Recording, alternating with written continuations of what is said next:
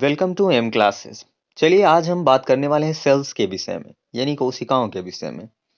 यहाँ पर हम कोशिकाओं के उनकी कोशिका कला, कोशिकांग व केंद्रक की स्थितियों के विषय में पूरी जानकारी लेने वाले हैं। तो सबसे पहले हम शुरू करते हैं कोशिका के प्रकार से।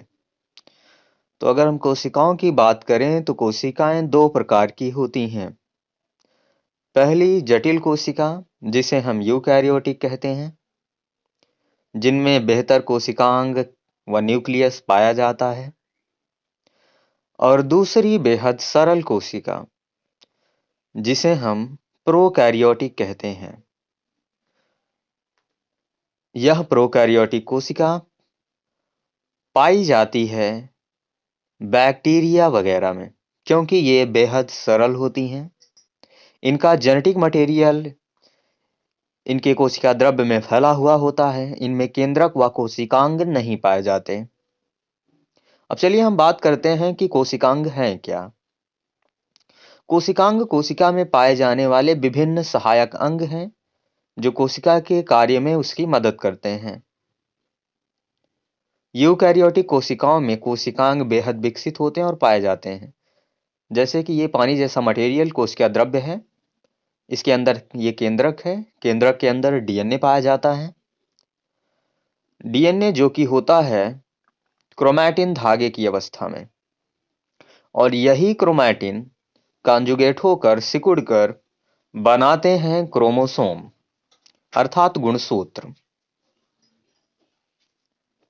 तो आप देख सकते हैं यहाँ पे क्रोमोसोम्स के बनने की स्थिति को। इस तरह से ये जुड़कर क्रोमोसोम बनाते हैं, और इसके अंदर मौजूद है केंद्रिका। केंद्रिका जो है छोटे छोटे राइबोसोम्स को बनाती है। ये राइबोसोम केंद्रक द्वारा केंद्रक छिद्र से होकर बाहर आते हैं, और बाहर आकर ये एंडोप्लाज्मिक रेटिकुलम पर चिपक जाते हैं। जिन पर ये चिपकते हैं वो आकार में खुरदुरी दिखने लगती हैं, अतः उन्हें हम रफ एंडोप्लाज्मिक रेटिकुलम कहते हैं, अर्थात RER। तो इस तरह से आप देख सकते हैं कि राइबोसोम केंद्रक के छिद्र से निकलकर बाहर आ रहे हैं और एंडोप्लाज्मिक रेटिकुलम पर चिपक रहे हैं। और जिन पर ये नहीं चिपकते वो बेहद चिकनी होती है, और इसे हम बोलते हैं स्मूथ एंडोप्लाज्मिक रेटिकुलम। जिस पर चिपकते हैं वो है रफ एंडोप्लाज्मिक रेटिकुलम।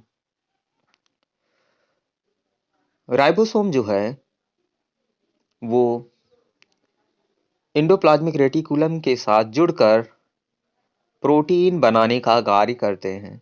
इसीलिए राइबोसोम को प्रोटीन की फैक्ट्री कहा जाता है। बनने वाली प्रोटीन्स विभिन्न कोशिकांगों को भेजी जाती हैं, जैसे गाल्जी क्या है, लाइसोसोम है। इन सभी को ये प्रोटीन्स दी जाती हैं, जहां पर ये प्रोटीन लिपिड के साथ कॉन्जुगेट हो जाता है, जुड़ जाता है। ये लिपिड के साथ जुड़कर कोशिका में ऊर्जा निर्माण भाग में कार्य करते हैं। प्लांट सेल एनिमल सेल में थोड़ी विभिन्नता होती है। प्लांट सेल में कोशिका भित्ति, जबकि एनिमल सेल में कोशिका कला होती है। और प्लांट सेल में रिक्तिका पाई जाती है, जबकि एनिमल सेल में रिक्तिका अनुपस्थित होती है। लाइसोसोम को आत्महत्या की थैली कहते हैं। लाइसोसोम अर्थात लयनकाय, क्योंकि ये अपने अंदर आने वाले भोजन अणुओं को अपघटित कर ऊर्जा देने का कार्य करता है। लंबे समय तक भोजन न करने पर ये आपके सेल को ही पचा के नष्ट कर देते हैं, अतः इन्हें हम आत्महत्या की थैली कहते हैं। यह है माइटोकॉन्ड्रिया, जो आपके पूरी कोशिका को कोशिकीय श्वसन द्वारा ऊर्जा देने का कार्य करता है। माइटोकॉन्ड्रिया को पावर हाउस भी कहा जाता है, ऊर्जा घर, क्योंकि ये पूरी कोशिका को संचालन के लिए पर्याप्त ऊर्जा प्रदान करने का कार्य करते हैं। कोशिका में पिलर की समान संरचनाएं पाई जाती हैं, जिसको साइटोस्केलेटन कहते हैं, कोशिकीय कंकाल। ये कोशिका को एक आकार, शेप और मजबूती देने का कार्य करती हैं। पौधों में प्रकाश संश्लेषण के दौरान जो भी बनने वाली ऊर्जा है वो इनके क्लोरोफिल के ग्रेना में स्टोर कर दी जाती है। ये क्लोरोप्लास्ट हैं। क्लोरोप्लास्ट के अंदर थैली जैसी संरचनाएं आप देख सकते हैं। ये थैलाकॉइड हैं, इन्हीं के अंदर ग्रेना होता है जिनमें ऊर्जा का संचय किया जाता है। ये सेल मेम्ब्रेन है, कोशिका झिल्ली, जिसको मजबूती देती है कोशिका कला।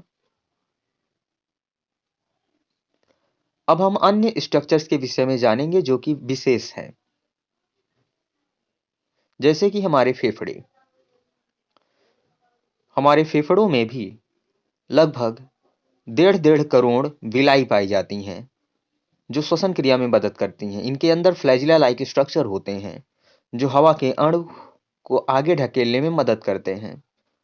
ये सीलिया हैं, और ऐसा ही सीलिया व फ्लैजिला बैक्टीरिया में मौजूद होते हैं जो उन्हें गति करने में मदद करते हैं।